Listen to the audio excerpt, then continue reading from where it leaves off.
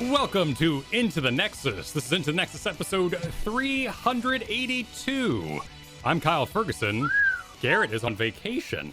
He will join us soon. But in his place, I have brought a beacon of knowledge, a master of guesting, CavalierGuest. Welcome to you. Thank you for that introduction. I appreciate it. Happy to be here. Always a fun time to be on Into the Nexus. Yes, it's good to have you back. Last time we got to know you a little bit, but this time we get to go, well, we're going to plunge the depths of your knowledge to figure out what we should be playing, because NGS season is coming up. CCL is coming to a close. There's going to be some balance coming soon, and I'd love to know your thoughts on all these things. But first, an announcement which is entirely just for me to brag, because I got to Masters for the first time in 3 years. And that's it. Congratulations. Thank you. I'm aware it's a perfectly casual thing to do, but I spent 3 years. I mean, is it? It's still like just the 1% of the player base that actually plays ranked, right? Which is not even the entire player base. That's true. But in the grand scheme of things, it's a fairly rare achievement. I feel like I cheated a little bit. I spent 3 years playing tank and bruiser exclusively in ranked, trying my darndest to deliver some off lane, some frontline joy to my team. And I finally just cashed that all in to main nothing but Cassia this season. And it's felt really kind of easy, which was disappointing a little bit. I mean, it's one of those things, right? You look at the GM leaderboards, and it is technically, if you look at the full 100, it's sort of close in terms of the ratios. There's like 20% of the board is bruiser game mains, 20% of the board is tank mains, 20% of the board is healer mains, and 40% is DPS. But DPS are disproportionately in the top spots. In like the 1 through 20 spots, there's more DPS. So I do wonder if it's kind of an artifact of the player size in that way, because you get above Diamond 2, you're flown into Master, even Grandmaster games. And as long as you're better than the enemy diamonds, you have a really, really good chance to win. And having the higher ranked people in control of the engagements, doing that thing I hate on tanking, which is sitting in a bush, hate it. It drives me nuts. The lane's not being soaked. I want to soak that bush, you know? I want to get out of this bush. I don't want to sit there, you know? I don't want to be Garrosh on the enemy side of Infernal Shrines with no chance that anyone will do anything behind me. So I'm there to ward. And I get that that's so valuable, but kind of boring, and I wasn't very good at it because my boredom got the better of me. That's unfortunate. I mean, definitely if you get bored sitting in bushes, tank is not the role for you spend a lot of time sitting, unless you want to play exclusively like Blaze, Johanna, and not even Johanna anymore. Johanna's wave clear isn't necessarily enough to justify coming out of the bush. So. Yeah, and the offlane was fun. I had a good time there. I love doing it still for Baby on Board, our NGS team that we play on together. That is a joy because it's coordinated. Like this past 2 weeks, you've put me on Dahaka here and there. And I really enjoyed that for the first time ever, because nothing quite bummed me out on Dahaka to go all the way down for something and then not participate and then have to walk all the way back up. So comms are a beautiful thing for that Dahaka bruisering. Globals definitely feel better with comms. Yeah. Just across the board. Yeah, you need to remember to ask for them sometimes. Kai Berry's very good on teleporting up on Brightwing, and sometimes I forget myself, that I'm not alone, that I have friends. But we shall talk more about the ranked sort of business later on, and for those of you who enjoy the esports, well, enjoy the main show here, but we're also going to get into kind of a new episode on the back end as we get into roster talk, what you might be wanting to pick up, train up when it comes to maybe carry assassins, double soaking, bruisers, all that sort of thing we will get into later on in the show. But right now, let's talk about the CCL. And as it's entered its round of 4. And here we have CavalierGuest. So if you would like to, for those who may have missed your previous episode or are not aware of what you did as part of the CCL, let it be known. I'm the coach for Oxygen Esports. I was brought on in CCL Season 1 to coach the team, but also to draft the team. I was responsible for doing the player interviews and the scouting along with Steve, who also works for Oxygen. And so if you're a fan of Oxygen Season 1, if you like the team we put together, it was a group effort, but I was largely responsible for the players we ended up picking, and then obviously in season 2 as well. But the players had a lot. The players we kept had a lot of input there because we wanted to make sure that everyone having fun playing together. You're together multiple hours a day. It can be a little tough. Yeah, and I try to make educational content for the HOTS community at large when I have spare time to do so. It's not always. That's fair. What about, so going back, you've mentioned that you did work with HGC stuff in the past. What was that like? I did. So I was the coach for Gale Force Esports for one of the splits that they were in HGC. Split? And it was, yeah, because there was in HGC there were 2 seasons essentially per year, and they were split into 2 group stages in each region. So there were 4 regions: China, EU, Korea, and North America. Everyone played everyone else twice, and then then there was a stepladder playoff to go to the international event. So there were 3 international events a year. There was Western Clash, an Eastern Clash, and then middle of the year was Midseason Brawl, and then a Western Clash and Eastern Clash, and then BlizzCon Finals. So for 6 months, essentially, and the Gale Force thing was so terrible. I was going to be brought onto the team, right? Be the coach, and the day I was brought on, I was told that I was responsible for figuring out the roster, and this is the day that releases happened and we're allowed to start picking up other players. And I'm like, I haven't done any interviews, I don't. And we were limited on the number of people we were allowed to drop, and therefore the number of people we could pick up to replace them. Michael Udall was retiring.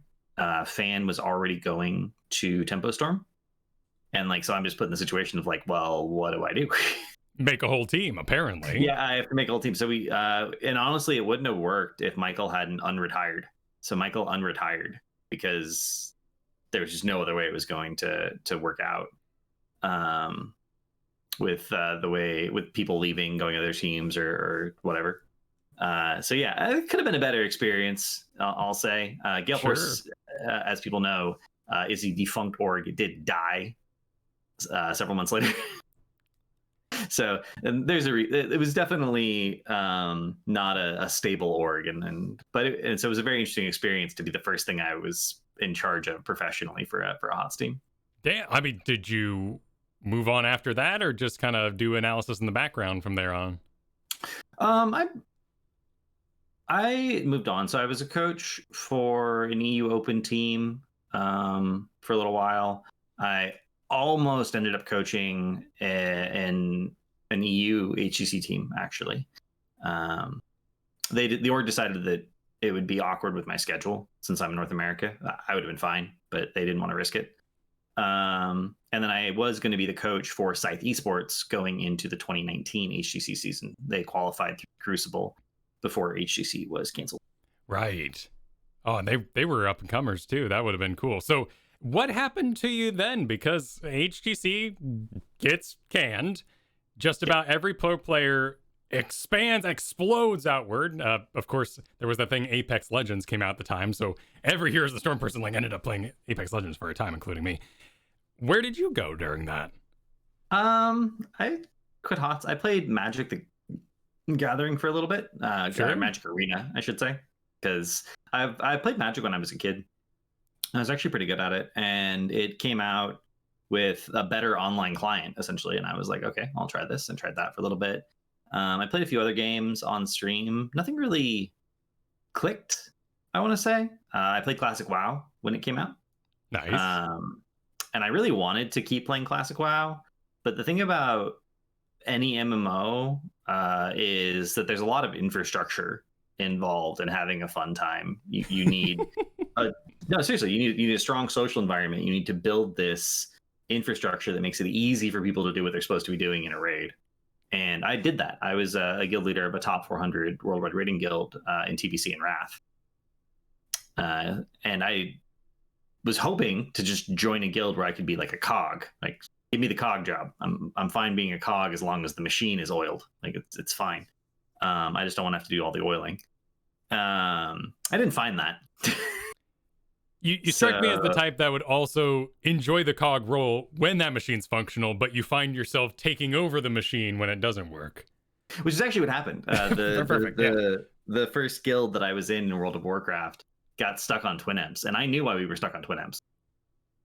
And they wouldn't listen, so I just quit and started my own guild. And literally, the people I recruited to the guild had never even raided before. Like 10 people had raid experience and 30 people did not. And 2 months later, we actually beat twin emps before the old guild that I quit had beaten twin emps. Nice. So it's like this is not a hard problem, guys. It just needs to be solved. There was a lot of problems. We weren't meeting the enrage timer because people didn't know how to do DPS. We had warriors with arm specs who were like, oh no, it's totally fine. Pushing debuffs off is fine. And this was before the debuff priority system, right? So they were actually pushing off things that increase damage by like 10 or 20% for the entire raid to get their little stupid bleed damage. Stupid shit like that. Not optimizing group compositions. Like these are really basic things now that I considered fundamental at the time, but most people were not doing unless you were in like a top 1% rating. But that information was out there. It was on Elitist Jerks. It's just, you had to go learn it. It's fascinating how much video games are also people. But you told me in one of our games together, one of the drafts, we're terribly jokey, and I hope you get enough information across because I love your drafting and getting to see it when we're all playing together. But you said that you've been playing D&D since you were real little. Did that kind of add to your perception of managing people? I don't know if D&D added to my perception of managing people. I've been playing D&D first edition. First time I played D&D first edition, I was 4 years old. That's awesome. Yeah. So, and I've been playing D&D off and on pretty much my entire life. For me, it's a collective storytelling thing. Like the mechanics aren't necessarily the thing that matters, and as long as people aren't being weird, it's fine. Sometimes D&D players get a little weird. That they do. You have a straight DM. You have two male guys both playing not straight women, and they end up flirting or something. And you're like, looking at it from the outside, this might look really strange. And you don't want to go to the murder hobo thing, right? Where everyone's just walking around slaying indiscriminately for no particular reason. That seems a little odd when you think about it. So I tried to move away from that in my D campaigns. When I DM, I try to do like a fair amount of world building. But no, it doesn't. I don't think that really helps me manage people. I definitely think that my experience with WoW helped me manage large groups of people more than anything else, because I had never done anything like that before. And then just the idea that people need to be managed, I think, it is a fundamental idea. Like people don't manage themselves in a lot of cases. They'll have outbursts, they'll have intense emotions that they don't necessarily know how to manage. And like that needs to be managed. Or they'll do something that they think is fine. They don't realize the effect it's having in a group dynamic or a group situation. And then how do you bring that up in a way that people they respond positively to, right? And people are interesting in that way, and they kind of need to be handled. In a lot of cases, prefer to be handled. Like they would prefer, in a lot of cases, not to have to deal with that stuff on their own. They would just like people to point it out to them. But it's a lot of mental load, right? In a lot of cases, exhausting. I found in my limited work with any sort of player who has participated in high-end raiding or just high-end Here's the Storm, they're very quick to have a conversation about something that may have been upsetting them, which is very cool. Because when you get into performer types, workplace is a little different because you have like HR that steps in and becomes this outside force. Things are a lot slower. Things build over years even before they're broached. But players know that this will be an issue tomorrow, which will only compound as we go on. We got to fix this tonight. And that's a very cool aspect. Yeah, it's really helpful. I don't know if it's inappropriate to bring up on Into the Nexus, but Go maybe for it's it. inappropriate. What Well, is it?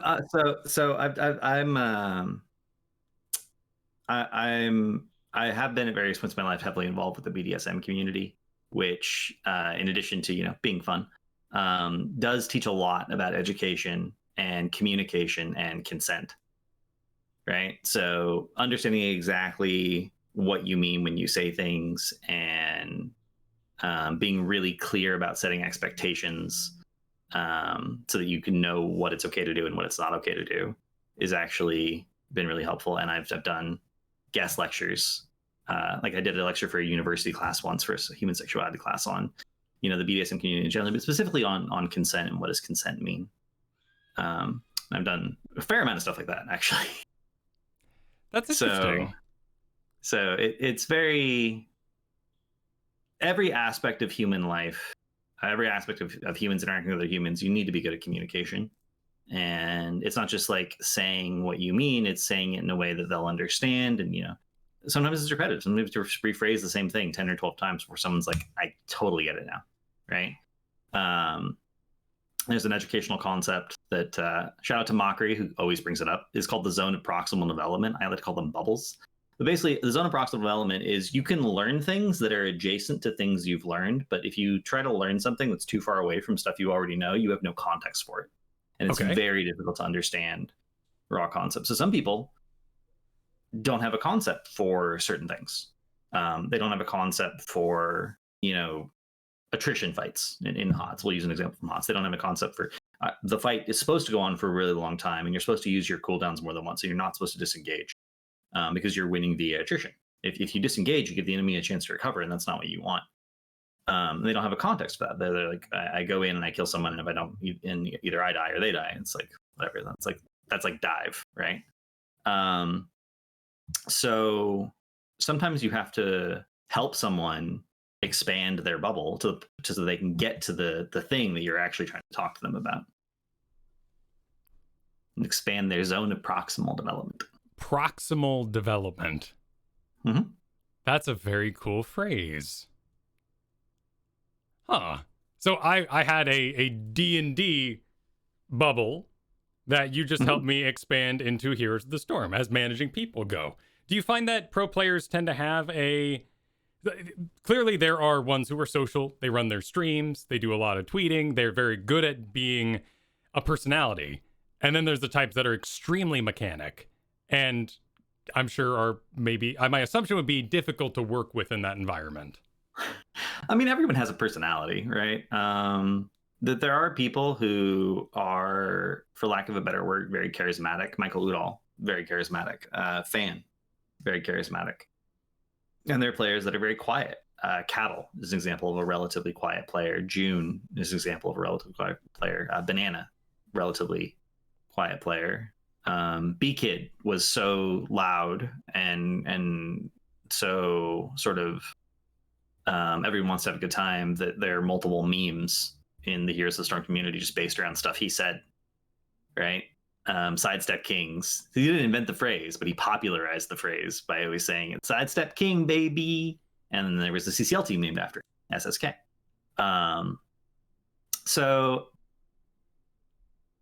I think that big personalities can kind of push each other out. And then Romedy has actually done some work in this area. For those everyone who doesn't know, Romedy is an esports psychologist who did work with Heroes Hearth Esports, the HGC team, back in the day. He had, and he actually, apparently there's a metric for determining what kind of personality you have. It's an extensive test, and he determined that the HHE team was like 2, 2, and 1. So like there was a crone in the middle, and there were 2 people on this side who were very likely to agree, and 2 people on this side who were very likely to agree, which made crone kind of the tiebreaker.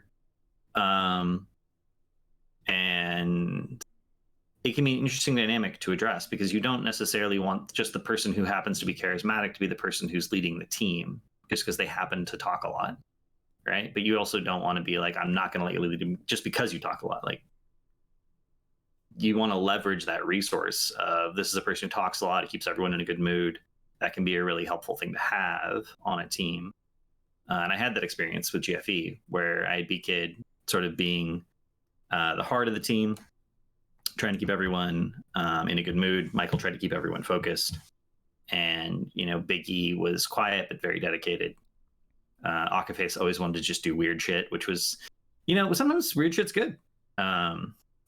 So we tried to, leverage that a little bit.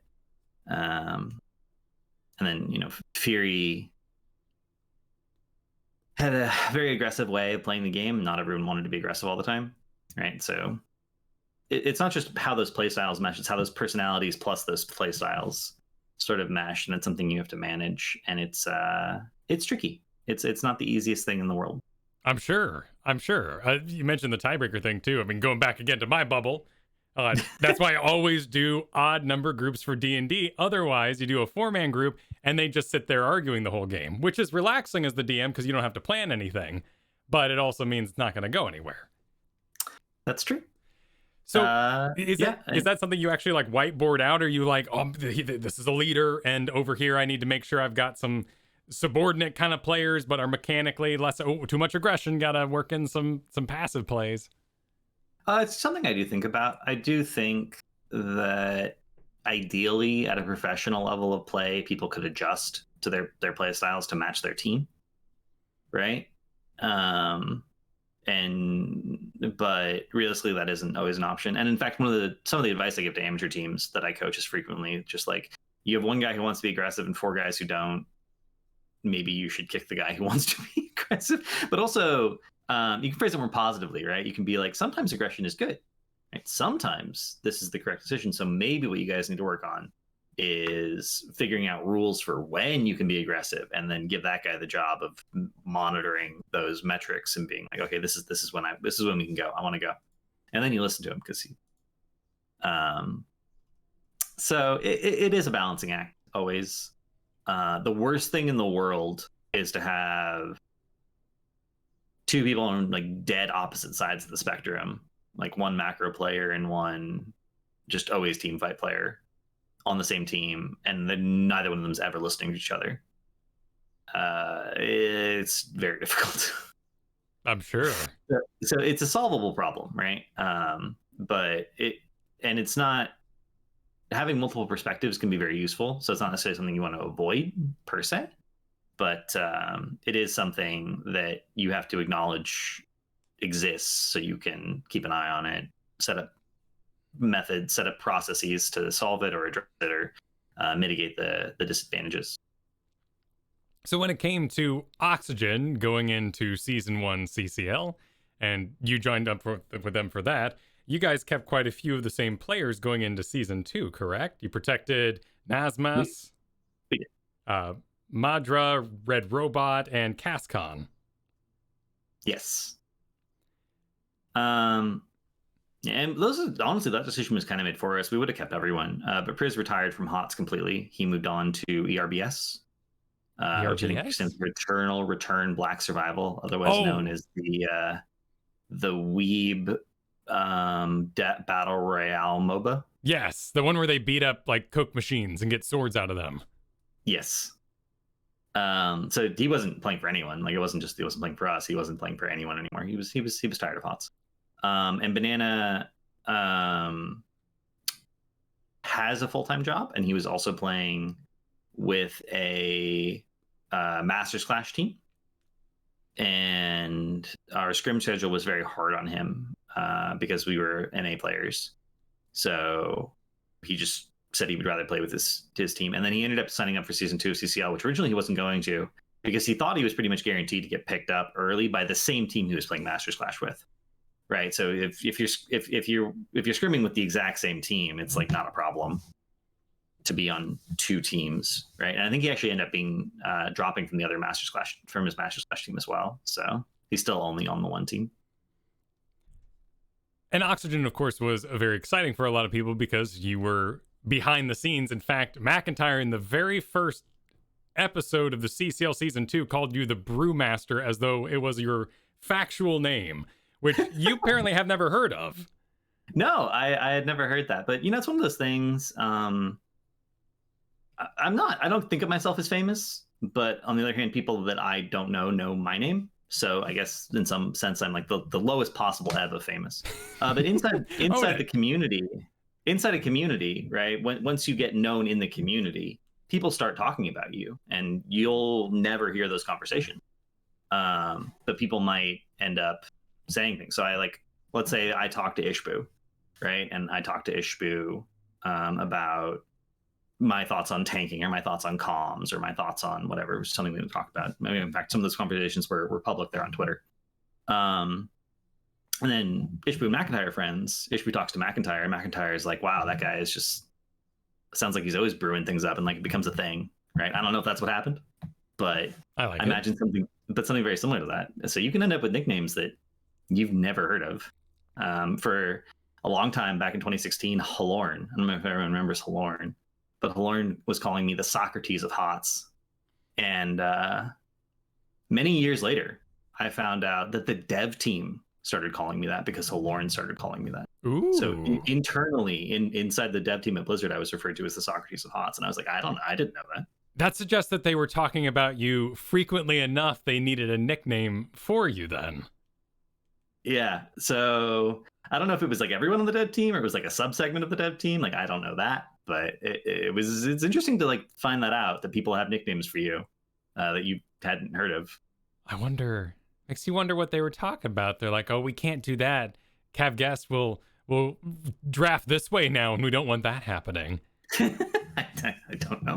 Well, for Oxygen, what did that look like in the background? Because honestly, we don't know from the outside. So you helped put together a team, but also you had the influence of the players in the most recent season. And then the game would start. Were you in a Discord with them, helping them select heroes directly? So coaches are allowed to be in comms for the draft, and we have to leave as soon as the game starts. Obviously, for those of you who don't know, Cascon is the drafter for Oxygen Esports. He's the only full-time drafter. I think he's the only sixth man who's literally always there for every single scrim for the team, and there for every single game because he has to be. It's his job. I try to give advice during the draft when I think that something is being like omitted, something's being forgotten about. I'm always there for draft prep. We look at win rates of combinations of various heroes from scrims. We think about in the abstract what kind of comps we want to be running. It's like, okay, how do we get those? I do mocks with Cascon in our off time, outside of scrim time, and obviously every scrim is technically some kind of mock draft in that sense. And then we're forced to leave. Before I leave comms, I try to remind the team of what their win condition is, and what are the real dangers of the enemy team. What is the enemy team trying to do? So, because if we understand what they're trying to do, if we understand what we're trying to do, we should be able to execute one and shut down the other. So when we look at the track record of Oxygen Esports, who is now done in the CCL, having lost out in round 5 of the playoffs, but still placing pretty deep in there. What's the storyline of some of the swinginess? Because like week 1, 30K, 0-3. But then, next week it's 3-0 versus Granite Gaming. The big thing, honestly, is that at the start of the season, we weren't scrimming. We had some scheduling conflicts between people's jobs, and one of our players was a senior in high school, which is always, last few months of high school are stressful and very intensive for a lot of people. And we also kind of didn't want to burn ourselves out at the start of the season trying to make an impossible schedule work when people had so much other stuff going on. So we held off on scrimming, and it's like the week 3 or 4 we started scrimming significantly more. But a lot of teams were doing something we did at the start of last season, which is like quad blocking, right? A minimum of 4 blocks a week. Quad those blocking? Those teams came together much faster. Yeah. That's just you do 4 scrims a week, yeah. right? Yeah. But it's such a common practice that it has its own word. I mean, when at the start of the season, last season, there were teams that didn't scrim for the first week after the draft. Like, we hit the ground running and we had scrims like the day after almost. And when you say scrims, are these made up teams of friends and family, or is it versus other CCL teams? It was versus other established teams. Okay. Usually versus other CCL teams. But like, the first couple of weeks of scrimming on Oxygen, we scrimmed every other CCL team, and I think that might have, in some cases, been the only scrim that CCL team did. So we were scrimming like 7 times more than the other CCL team season 1. And obviously, Chud became together very, very quickly. We had a lot of practice. In season 2, we tried to. We just didn't have time to do that. Yeah, and yeah, people joke that we were scrimming 25-8, right? 25 hours a day, 8 days a week, because we were scrimming so much more than everyone else. And then the second season, we're like, okay, we're going to take it slow at the start and ramp it up over time. And we actually we lost 3-0 to Chili Mountain. I don't remember which week that was. Week 3, week 4. Yeah, week 3. And it shows how much we improved that we took it to a 3-2 series. And honestly, I mean, Bad Benny said it on Twitter that the series should have been 5-0. Like it was 2 games lost to stitches essentially, and then 1 very, very, very close game that could have gone either way. You talk about in the gauntlet there, the playoffs. In the playoffs. So the fact that we went from a team where we got 3-0 and we're like, yeah, we probably deserve to be 3-0 to a team that we ended up being 2-3. And honestly, it could have been a 5-0. Like, shows how much we improved over the course of the season. It's just a little bit of inconsistency.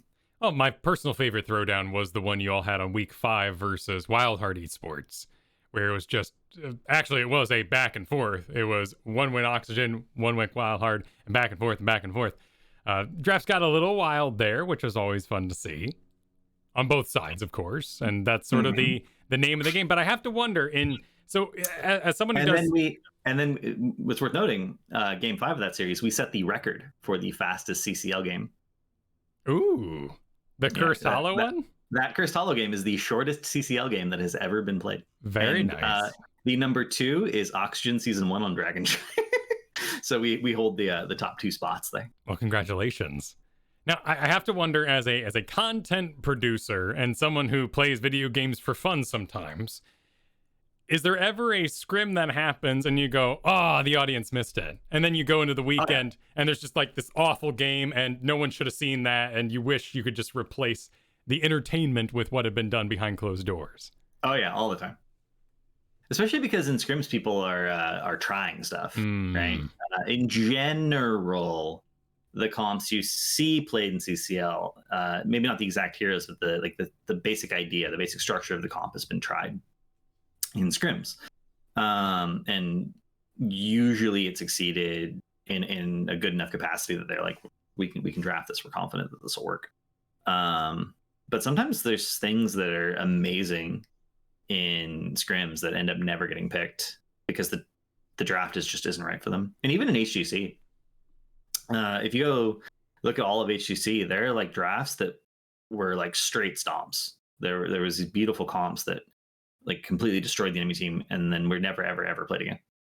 And it's like, well, why was this never played? Why did this team never play this again? this was so good. And usually the answer is that something else became meta shortly after. There's a critical hero for it to work. Like one hero really is the linchpin of the entire strategy, and it gets banned a lot. So they just never got an opportunity to play it again. That's fair. Genji, Cascon's example is very good. Genji was practicing solo heal Abathur with Monstrosity in scrims in 2018. After seeing NA and EU do it with Clone, and they were like, Clone's stupid. Monstro definitely has to be better if the whole point is to be healing with Hat, because you can't Hat when you're cloned. And then never saw it in a real game. They also practiced Nazebo as a hard counter to Malfurion. Never saw that in a real game. How's that work? Well, for those of you who have never thought about this, Malf can't heal when he can't W things. If he can't W an enemy hero, he cannot heal. So if you slow Malf, and then you put him in a zombie wall, and you take the level 7 zombie wall talent, Malf will just die in the wall, completely unable to be healed. You just put him in the zombie wall and then walk away from him, and he dies. Because he can't moonfire anybody? Yep. And therefore, his own heal on himself isn't enough to keep him going. Yep. you put him in a zombie wall, you throw spiders at him, and you Ravenous Spirit him. Out of range, yeah. Okay. All of that is out of his range, and he's just dead. Perfect. It's really funny to watch because it's literally just you put him in a zombie wall and then everyone walks away from him. It's like the opposite of engaging. I'm sad Deathwing didn't stick around in heavy prevalence because I enjoyed the Nazebo counter pick there. I like playing Nazebo. He's relaxing. Yeah, but there's all sorts of things like the people have done in scrims that never saw the light of day, even if they were good, just because the draft wasn't necessarily right for them. And that's the thing about HOTS, right? There's an endless variety, like with 90 heroes now, 90 heroes. There's an endless variety of strategies that one could do, but it's just a question of, do we have enough time to practice this particular strategy to make it consistent, and how often are we actually going to get the strategy in draft? How many counters does it have? What heroes does this work against? And if the enemy team has XYZ hero, can we just like not pick this anymore? And that's really awkward. That's a shame because we all want nice, concise, simple information about. Yeah, I would give nice, concise information if it were possible, but it's not. Well, and then people don't like when you give them abstract information, right? Because they're like, but I don't want that. I want you to give me something that works. And I'm like, okay, I'll give you a comp that like fits all these boxes, but it might not work if you don't do it on this map, or it might get countered if they have like any of these 30 heroes. And you're like, when they're like, well, I don't want to be countered. And I'm like, I'm sorry, that's just the way the game works. I enjoy a good science documentary. I love documentaries in general, but I argue with that TV, particularly anytime someone says, in order to explain X, I need to tell you Y first. And I go, no, tell me about X. I asked about X. That's why I'm here watching this documentary on why train wheels are curved inwards so they're able to turn on tracks. Like, that's fascinating. It is. And actually, this is something we've done the math on. Mocker and I have done the math on this. Not even counting builds, just looking at heroes. Less than half of every possible combination of heroes has been played, including like actual games, like just SL, HL, quick match, ARAM.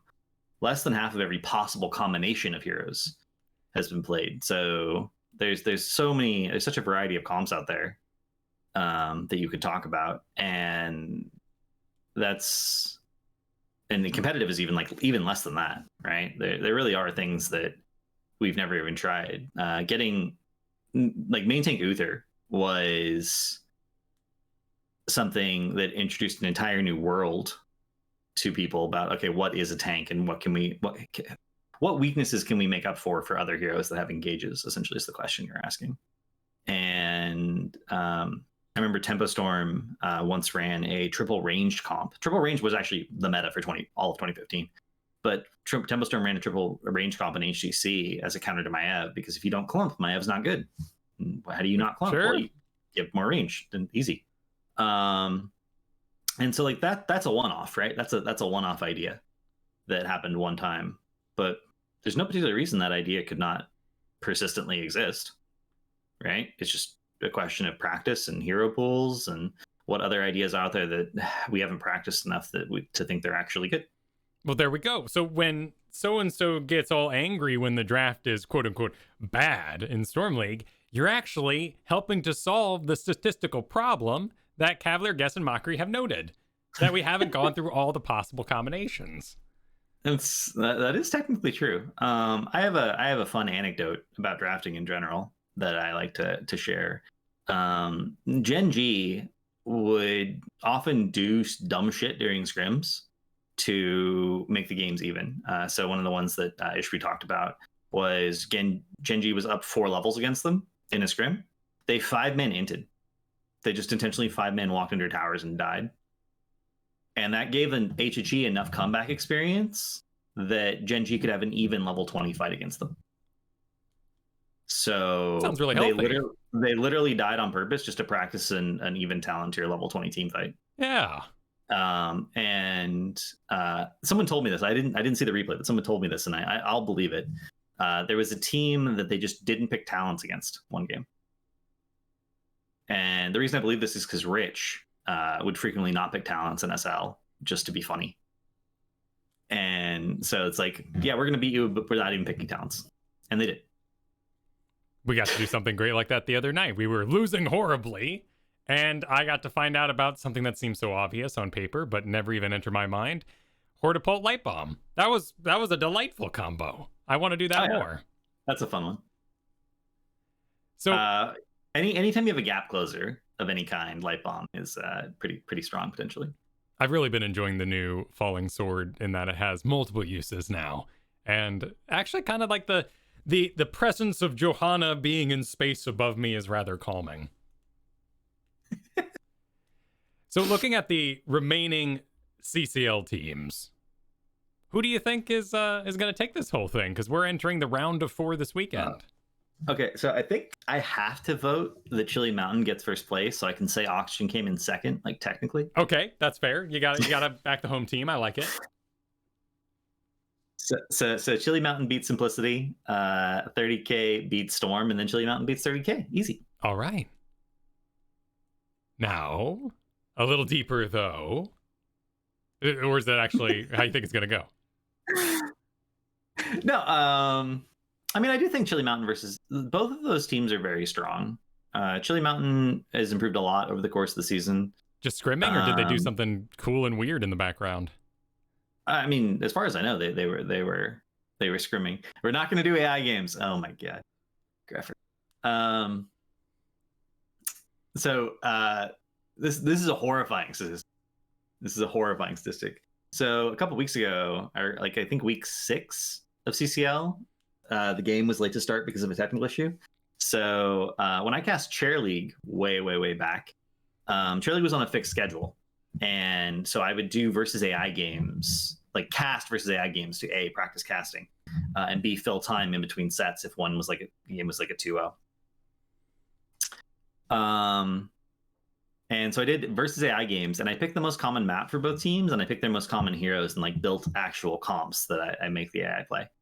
The AI not only predicted who would win the map in the set because the map was always played, but the AI predicted who was going to win, and it predicted every set correctly except for one Oxygen set. Oxygen managed to break the trend. Then I stopped doing it because I didn't want this power. The AI should not be able to predict who's going to win in CCL. That should not be a thing. And you didn't even get burnt out like Xavier does all the time. And even in the Oxygen set where Oxygen ended up winning, we still lost the map that we lost. The AI game lost. We lost that same map. Madness. And I decided I did not want this power. So now everyone's like, "Hey, Cav, you should do more. You should do AI matches for the playoffs." And I'm like, "No, nuh-uh. It's too much power. One man should not be allowed to do this." That's fair. Destroy the machine. Yeah. So no, Simplicity versus Chili Mountain. My understanding is that all 4 of those teams have continued to scrim. 30K, obviously not with the exact same roster, but with many of the same players. Won Masters Clash this past weekend. But I do think that Cattle in the tank slot can outplay the 3 tanks that are on the other teams, so Simplicity, Storm, and 30K. And honestly, Cattle won the set versus Oxygen by outplaying Red in at least 2 of the games. And that was literally just a tank difference. So I think Chili Mountain has a very reasonable chance to get first place. It all comes down to whether or not they come in with a good mental. And Storm Esports versus 30K is going to be very, very close. I think it might even come down to whether or not 30K gets consistent drafts, because I feel like sometimes their drafts are a little inconsistent, whereas Storm, their drafting isn't necessarily that diverse, but it is very consistent. Very cool. They're definitely hyping up in general these Storm Esports versus 30K to be the match to see this coming weekend. And with all this build up and allocation, let's talk about drafts for Oxygen that have happened, because we've already said now that these are exact situations, and don't repeat that I'm home because they're very much due to the situation at hand. However, I'd still love to pick your brain about particular drafts that were picked up when it comes to certain heroes. So we have here a Sky Temple game that was played versus Chili Mountain, where an Orphea was the only assassin. You had an Abathur, a Stukov, and an Anubrak in front of that, and a Dahaka off doing Dahaka things. Is this something repeatable? Should Orpheus carry this hard, or is it a particular Sky Temple in the draft? No, Orphea should carry that hard. Orphea is definitely a hero who does enough damage. Like you could even pick her in double support. The problem that Orphea has fundamentally is that everything she has cast times. So any kind of knockback, especially if you're playing on low ping, just completely screws her. She really wants big hitboxes or really tight chokes to be consistent. And then I'm gonna put this. She has a minimal range. She's a relatively short range hero. I would call her like not a poke hero, but more like a skirmishing hero. And it's and this is not like a double support, right? Abathur does a lot of damage in and of himself with the hat. Anyone who has a hat suddenly does more damage because Abathur is there. So you put the hat on a Nubrak, even though you don't think of a Nubrak as a high damage tank, suddenly a Nubrak is a high damage tank. Sending for Muradin, sending for Dahaka. So it's not like she's the only damage source. She's just the primary damage source. And the enemy team really doesn't have anything that stops her. D.Va, really big hitbox. But, you know, Q is on a 10-second cooldown. It's the only real knockback they have. Poly kind of sucks in the bribing slot, but you have to sort of poly noob. And we have Cocoon to temporarily remove bribing if needed. Mei is actually an easy target, especially when she Ds. She suddenly gets destroyed. And then you can play Orphea just purely for blow up off of a CC chain with Jaws, because Jaws will hit if the initial CC hits, right? And it's just follow up.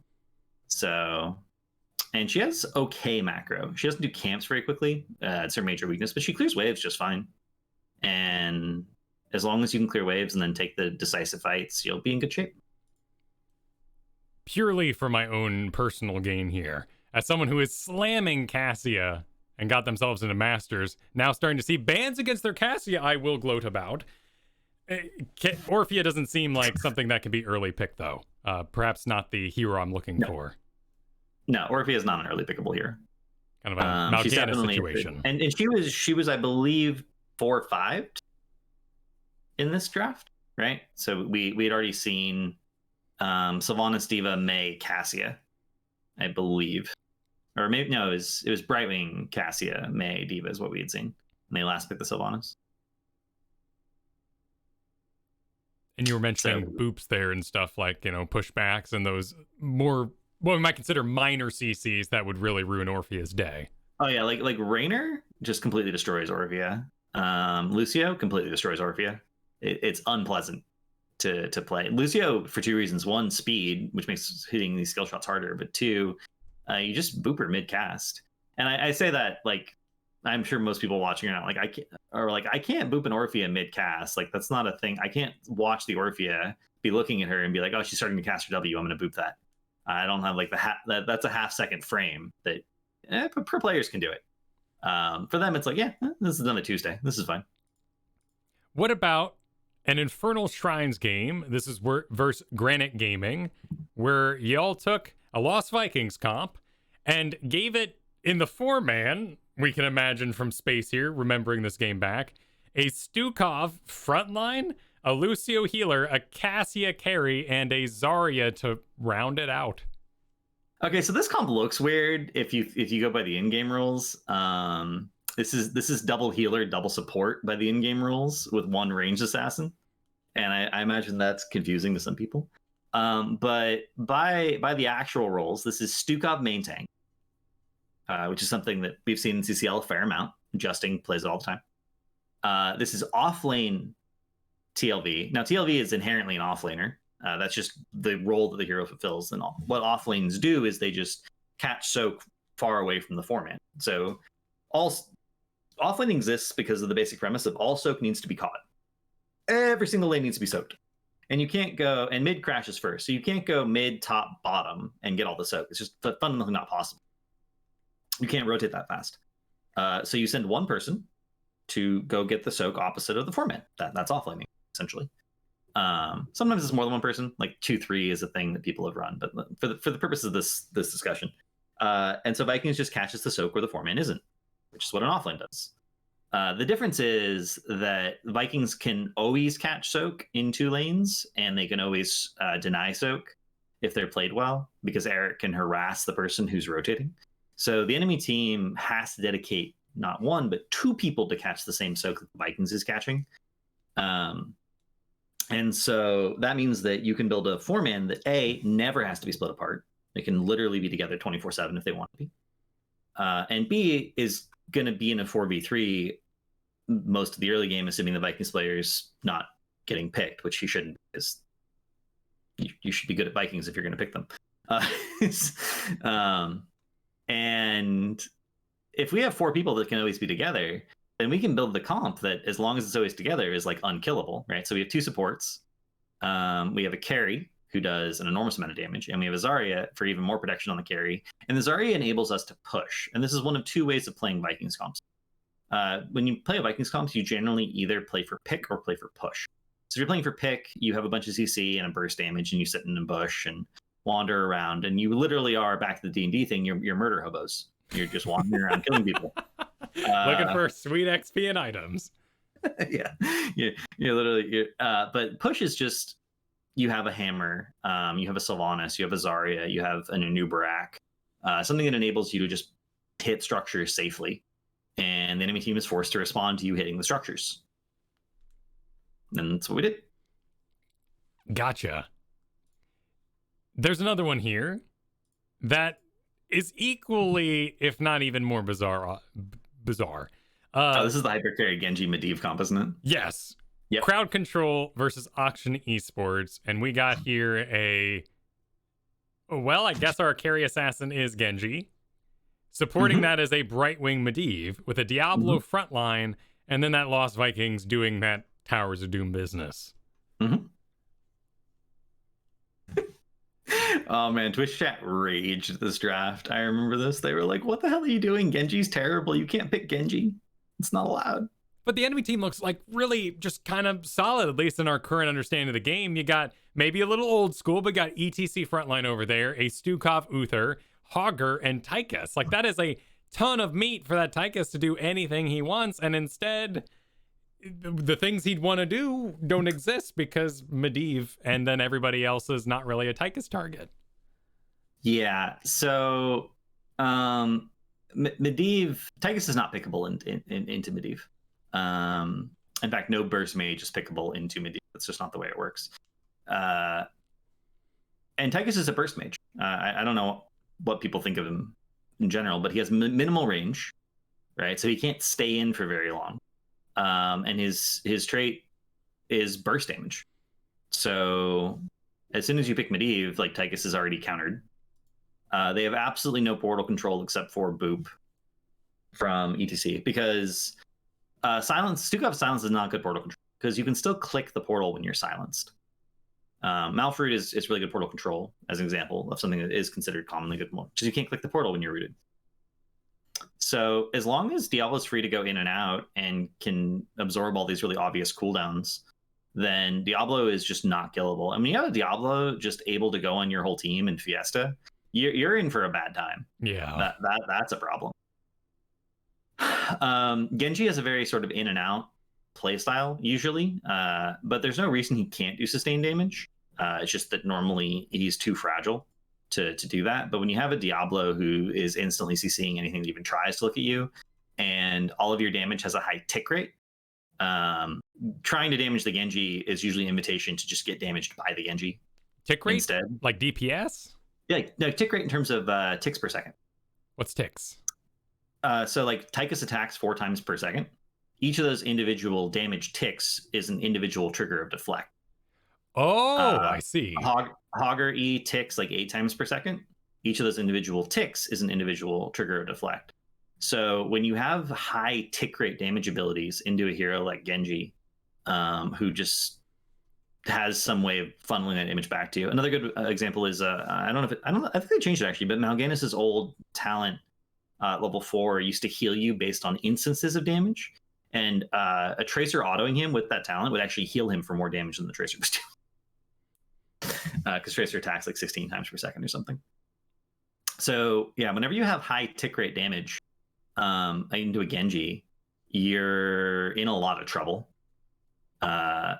So This was actually something that was done in HCC. People would go Genji and Noob, and the enemy team they would pick a Noob. The enemy team would pick Li Ming to counter Cocoon, and then they would pick Genji.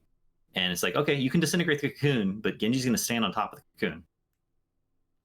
Interesting. And it's going to deflect it. Yeah. And it's going to hurt your whole team. Because I would assume a high-end Li Ming would not do disintegrate, so you sort of bait her into it to clear up Cocoon. Yes. And then turn it around. Got it. Yeah. Michael Udall actually had the highest total damage Genji game ever played in HGC with full deflect build on Towers of Doom. It was a very long game, which is part of the reason his damage was so high. But also there was a lot of stuff that just ticked really fast. Chad is asking if you know the exact tick rate of disintegrate. I believe the tick rate of disintegrate is 16 times per second. Okay. But I can actually check. I have the technology. And you want this technology. We haven't given it up or destroyed it yet. Yeah, it is 16 times per second. I am correct. Very nice. With the Lost Viking situation, particularly on Towers of Doom, would that push somebody towards like a Dahaka or a Diva so that they can't be dismounted on rotation? I mean, technically, if you're really good at Hogger, there is a rotational E between lanes. You can E the sidewall and bounce all the way down to mid lane. You can reverse the bounce to go back all the way up the top. I've never seen a CCL player do any of those fancy E rotations. So they don't know them and they don't think they're good. But yes, it would have been better. But Hogger is very strong and has reasonable self-sustain. He can't get harassed as badly, and it's okay to just not mount. I think one of the things that is important to know is that if you're into something that's going to dismount you, frequently it's better just to not mount at all, and it's going to be fine. And as long as you're not missing too much of the soak, you'll be in good shape. Diva is a hero who really is good into Vikings because you can't dismount her, and if she ever falls behind in wave prio, she can just bomb a wave to catch back up, and then Baby Diva can actually kill Vikings. But Diva was banned. Oh, that's an interesting. So last hit bomb, so that you can start moving to your next lane and regain some space. Yeah, well, and bomb instantly clears the wave, and it last hits, so you can bomb, mount, and run. You don't have to stick around. Well, that's kind of nice. In fact, a good strategy on BOE, if you're the offlane Diva, is charge your bomb up before first objective, and then use bomb to clear the wave plus the camp if the enemy team got the camp at the right time. The dogs are dead, your wave's alive, and it will immediately aggro onto the shaman, and it will kill the shaman, and you can mount up and right away and start racing as Baby D. Oh, I'm always holding on to my bomb. Okay. And you have prio on the enemy offlaner because they can't step into the bomb. Yeah. People use bomb far too little as Diva. Diva bomb legitimately can be used almost on cooldown to get some kind of advantage, unless you're saving it for something specific that you drafted it for. Well, I like it on Infernal Shrines. It's a very simple... In Shrines is a good example of where you hold it, yes. Yeah. And Hogger angles are very simple there. Infernal Shrines in general, very kind to bruisers and our knowledge of smacking people and doing things. Well, very nice. Well, we are going to dive in now into some, let's just call them hot takes here, because we're going to do our best to remove the particulars and talk for people at home who are trying to make some drafts work in their solo queue. If somebody ends up solo DPS, whether that's going to be double support, whether that's going to be Abathur's Lost Vikings, they find themselves in a situation where they must do so much damage that they can win the game. Who are the heroes? So this is a tough question. And it might be harder than people think. In the abstract, there are a few heroes that fit this description. And will always work, right? So I would run Junkrat in triple bruiser, because bruisers contribute a little more damage than supports do. But I would not run Junkrat in double support. I would run Chromie in triple bruiser, but I would probably not enjoy running Chromie in double support.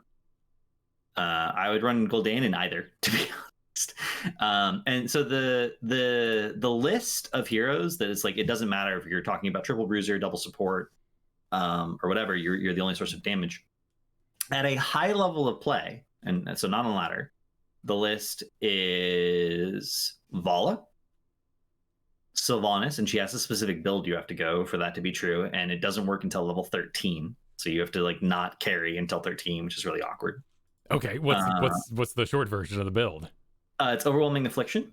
Your 4 doesn't matter. CDR on W, Wailing Arrow, and then you need Remorseless. And the reason that it ends up working is because Remorseless suddenly allows you to do enough attrition damage that you can wear down the enemy team's support. So you can punch through their healing. But she's the lowest damage of the heroes, so it's awkward, right? So Vala, Sylvanas, Lunara, and Lunara can't have mana problems, so that can be awkward when you're playing for very, very long fights. Gul'dan, Cassia, and Gall. So those 6. But you if you pick Gall, you get Cho.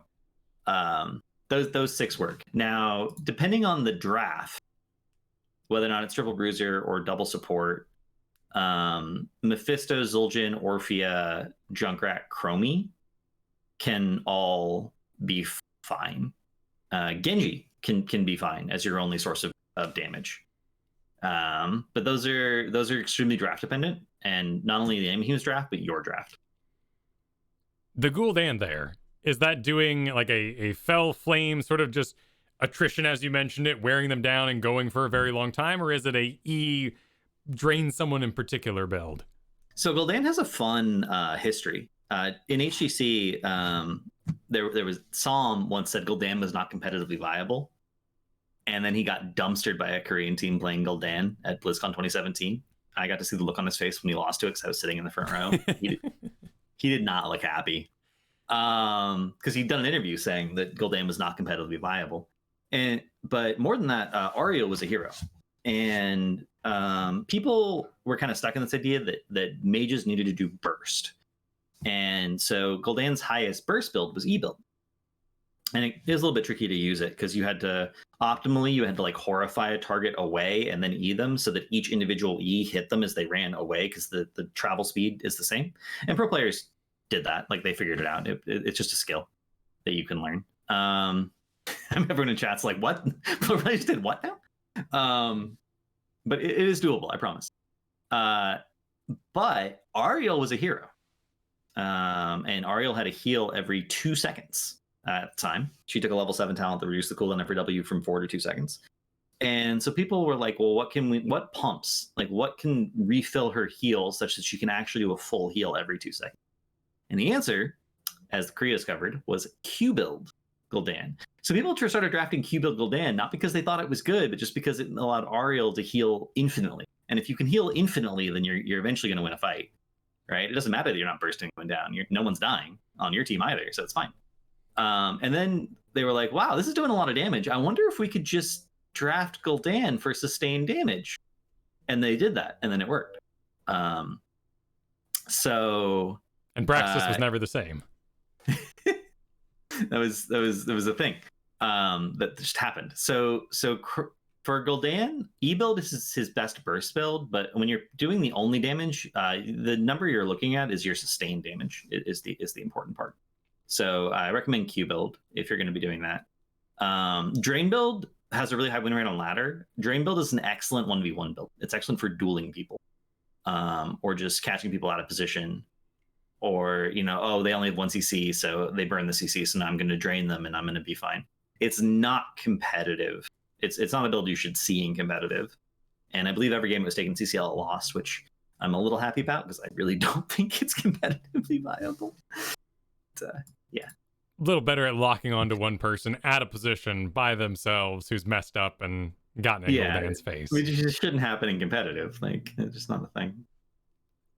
So the double support. This felt like it used to be easier because we could easily just say, and Uther. But now that's changed and includes Stukov now. So What are the double support, like backline double support combos that you can read and say, this will be healing me so much, I will go Vala and have to carry it? Okay, so there's an important distinction there that you mentioned, the double backlines. Right? Octalysis in 2018 HCC implemented this double support, double carry draft where they swapped one of the other roles to support. It was either tank, usually it was tank. Sometimes it can be offlane, but then they still had 2 damage. So they had a normal support, either a tank support or an offlane support, and still had 2 damage. When you have that structure, there's so much more damage coming out from the backline than is normal in double support comps that more stuff works. And the variety of supports you can draft is arguably higher. It's limited somewhat by the fact that the tank has to be able to, or the role has to be able to work. Like people have been running.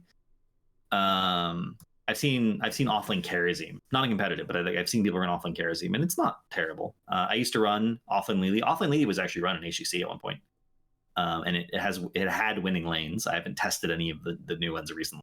That sounds miserable. Offlane Stukov is something that I think is probably pretty viable. Offlane Brightwing, totally fine. Works. Offlane Uther. Uther can actually double soak from 4 onwards with Holy Fire.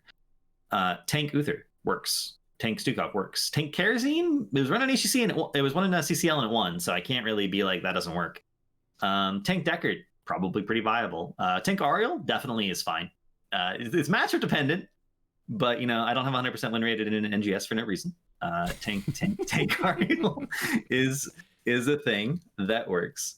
So the thing you're looking for in double support generally is, if you're playing against a normal comp on the other team, is 1 burst heal, 1 burst save mechanic, and sustain healing so that you can make the fight go on for a really long time. So Malf has no burst save, but is one of the best sustain healers in the entire game. So you can do like Malf Lucio, and Lucio has sound barrier, Malf has sustain healing. I would not go Malf high 5 Lucio, like that doesn't work. You have to go sound barrier. Whitemane has kind of a burst save and kind of sustain healing, so maybe you could pair her with someone who has kind of a burst save, like Deckard Rubies, and kind of has sustain healing with potions. Karazim Palm has not been played in CCL at all, I don't think. Normally it's almost always 7th, but Palm theoretically is a burst save tool. Tron actually has really good sustain healing as long as she can keep autoing, and if there's another support keeping her alive, then she can always keep autoing. So like Tron Uther could be totally reasonable. Karazim can also do camps, which sort of helps fix the macro problem the double support frequently runs into. Rhaegar can clear waves, so even though Rhaegar is not great right now, you have that going for you. So like this is what you're looking for. You look at the enemy team's composition, they look at their damage structure and be like, okay, if they all click their buttons on this person, what healer can deny that? Okay, and then we just need a sustain healer in addition to that. Sounds like in the go with the flowness of Storm League, you might have to recognize who's going to be that off lane most important there to make this work.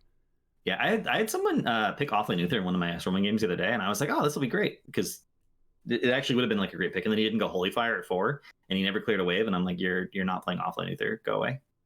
I don't like you anymore. That's fair. if you're gonna say you're playing offlane Uther, just go Holy Fire and actually clear waves. It's great. Bringing up double soakers, I think the hotness on everybody's mind right now is, can Imperius do it now with the recent balance change? Yeah, the baseline buff to his W combined with level 1 allows him to actually double soak right from level 1. And then Holy Fervor just makes him able to actually do camps incredibly aggressively. I'll give you guys a hot tip for Holy Fervor. The duration of the 2 cleaves he gets from hitting E is infinite until he autos. So you can back, and then when you're backed, you can E, and your next 2 autos will cleave no matter when they happen. So you can also like E as you're doing in a lane. You can E, mount, walk to a camp, cleave it twice, Holy Fervor, get 4 more cleaves, and then E again, and then get 2 more cleaves. So you can get 6 cleaves or 8 cleaves in a row on like a bruiser camp, and then now the bruiser camp is done.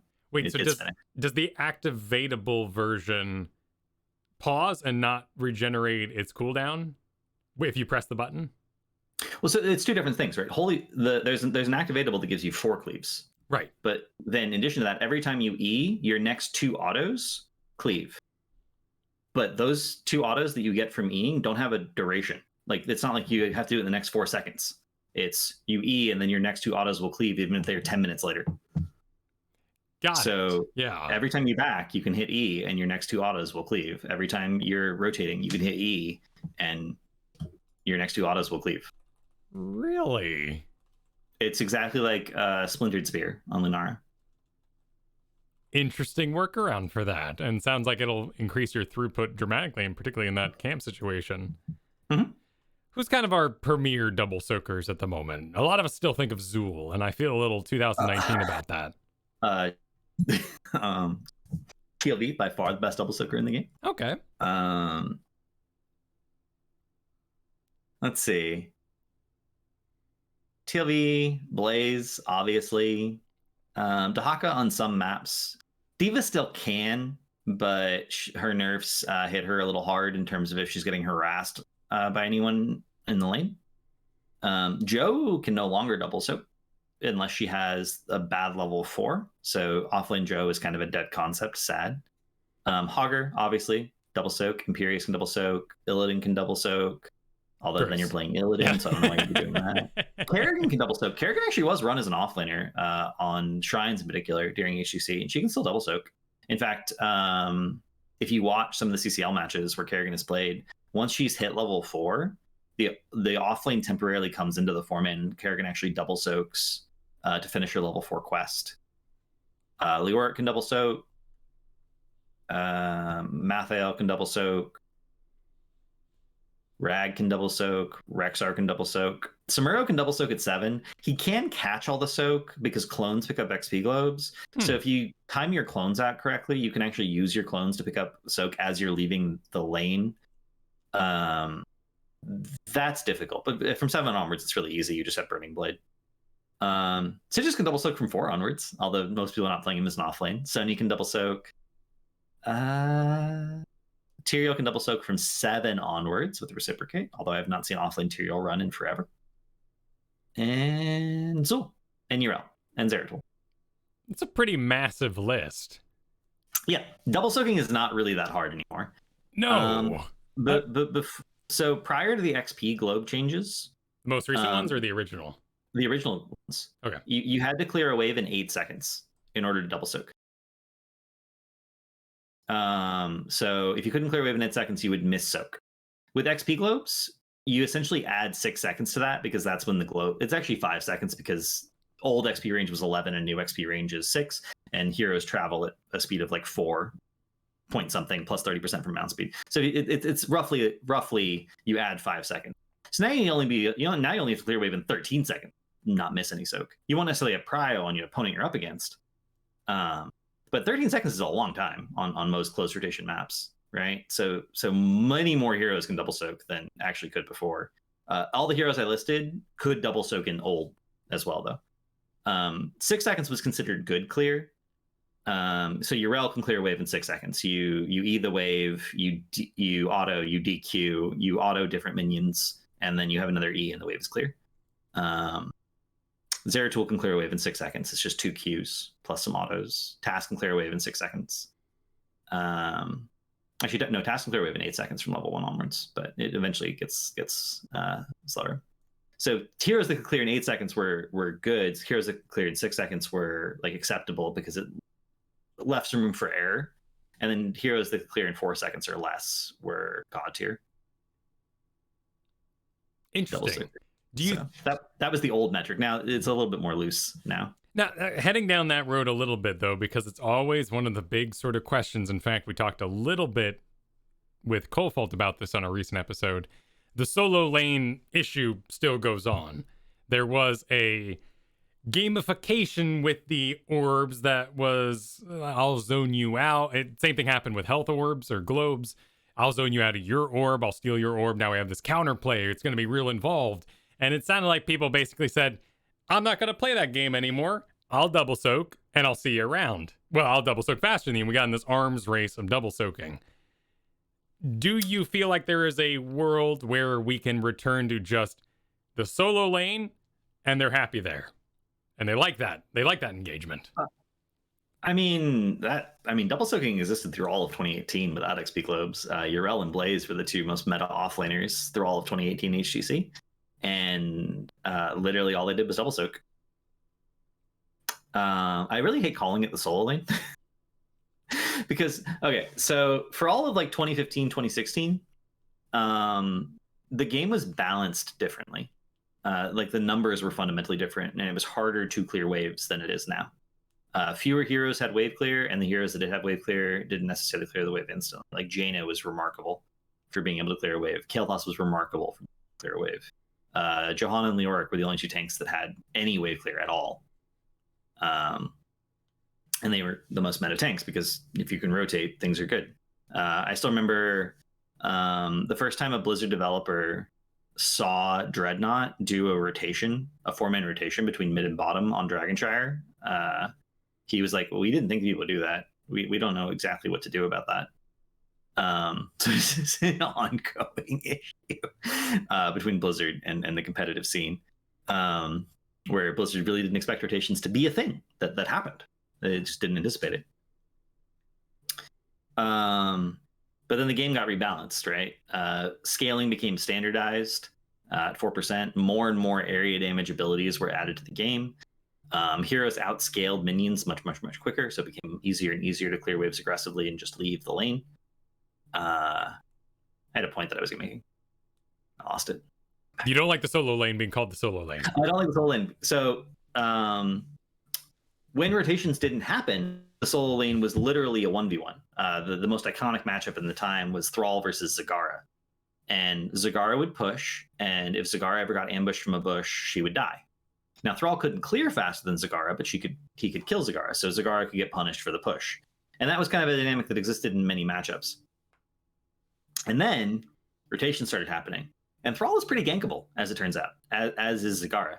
So both of them started just like chilling out a little bit because they were worried about getting ganked. And like I've lost track of how many times I've seen Rich die to ganks when he was playing offlane Thrall in like 2016. And as it became more and more obvious that people could rotate, and how much you lost when you got ganked, because you didn't just lose the kill XP. Frequently, you lost the entire wave because they would instantly clear the wave after the gank, and they would shove it into towers, and they would die, and someone couldn't get there in time to make sure that soak got caught. So losing the kill was like whatever in the early game, but losing an entire wave of soak was a big deal. That happens twice, and you're down like a level and a half. That's not acceptable. So people started drafting ungankable offlaners that were just extremely tanky. It didn't matter if they could clear the wave. As long as they didn't die, it was fine. Especially with ammo, when ammo got removed. There was no real disincentive just letting the thing die at your wall. And that's sort of when tanky offlaners like Urel, Blaze became better. Rag was extremely tanky when he first was released. His Q would heal him for like full health. So it's really hard to gank him when you can just Q you and he's fine. But that was the point when the quote unquote soul lane stopped being the soul lane. We even started to see like old Tassadar plus Tracer was frequently in the solo lane in like a 2-3 split. And we saw all sorts of combinations like that where people were constantly rotating. We've saw offlane Phoenix where it was like a 0-3-2 split where there was a 3-man that was always rotating, and then there was an actual offlane that would rotate to help mid, and then would come back and help the Phoenix continue to push one lane. And you were winning bottom and losing top like very, very slowly, and mid was tying. But you were winning bot lane harder than you were losing top lane, so that was a good trade. And even in our games, like when we draft Karazim, right? I'll send Coffee top with you to 3v2. I like it. Yeah, like it shouldn't. It's called the offlane. It's the lane farthest away from the bulk of the team. It's very rarely solo, and like in a game where literally no one else on the team hits the offlane, that's probably just a bad game. That's probably just like literally a low level game, because it doesn't happen in high level games. In CCL, I doubt you could find a single simplicity game where Lutano does not show up and help Kira do some bullshit and then leave. So if we adapt our terminology and just say the off lane instead of calling it solo lane, does it need fixed? Is it fine the way it is then? I think in high level it's fine. Okay. Because there's a very, the way the off lane rotates directly impacts the form competitive. Shrine's a good example. If the off lane on Shrines has prio in the first 2 waves, then they can get mid first. And being mid first means that their team doesn't need to be there at all. So they just start bottom camp. Now, if the enemy team decides to try to invade that as 4, well, the offlane has prio mid, which means they could come all the way down and make it a 5v4, and their offlane can't without missing soak. Right? So it's not exactly obvious, but winning the offlane prio in the first minute of the game gives you bottom camp for free. Oh, we did that. We did that one. Priority. Yes. Yeah. I ended up asking Mockery about it. I figured it was just a shortening of priority, but I was a little confused now 4 episodes ago. Yep. So that is a thing, right? And in a high level, the offlane directly impacts the 4-man and whether or not you send someone to help. Like, it's fine. When you're just talking about the straight 1v1 dueling, yeah, that's boring. It's not terribly interesting necessarily. But it's just because players aren't coordinating. It's not exactly something you can fix, quote unquote. That's fair. So that's maybe a personality type who really just wants to 1v1 for a very, very long time, and maybe a different MOBA might be right for them. Yeah. Also, winning 1v1s is rarely relevant in HOTS, even if you're good at it. Like, it's usually not. It's not usually relevant. It's not usually what wins games. Irrelevant, but feels good. Mm-hmm. Like chocolate. I guess it probably provides sugars and could fuel a body or something like that. But that's a whole superfoods conversation we'll save for another day. A lot of healthy fats in chocolate. That's true. Perhaps the other things in there are the trouble.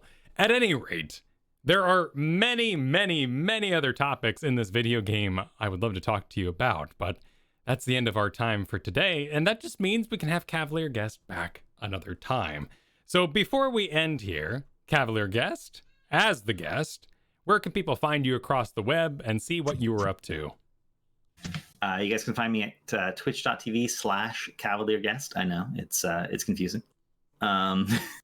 You can also find me on Patreon at the Nexus Schoolhouse, where I make content with Zanehyde. We really focus on educational content. We try to make it so you guys can understand the game in a larger sense. Also, Greffer, thank you. The youtube.com/Nexus Schoolhouse.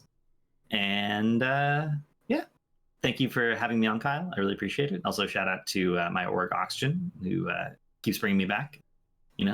I have been informed that if there is a CCL Season 3, which has not been officially announced, I'll still be on the team for that. So I'm very excited.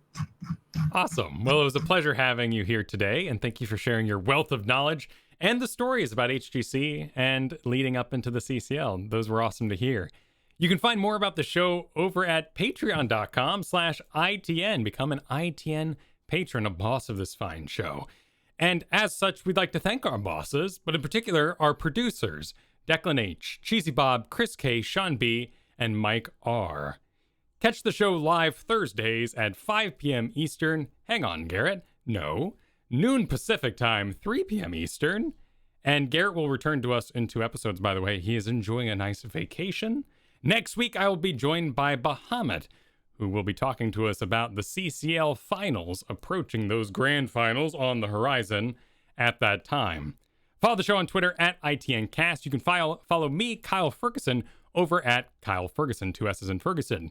You can also check out twitch.tv/Kyle Ferguson for what I'm calling Masters in the Morning, as long as it lasts, and currently it's doing pretty well, except for the queue times where I'm playing Magic the Gathering. And I would like to take a moment to just declare the professionalism that we both exhibited today by not talking about Magic the Gathering after CavalierGuest brought it up. Because it's a good set. It's D&D themed. It's really fun. You should check it out. When Garrett's here, check him out over at Garrett Art and nomoonart.com. That does it for today. Thank you, everybody, for listening. Enjoy the episode. Bye now.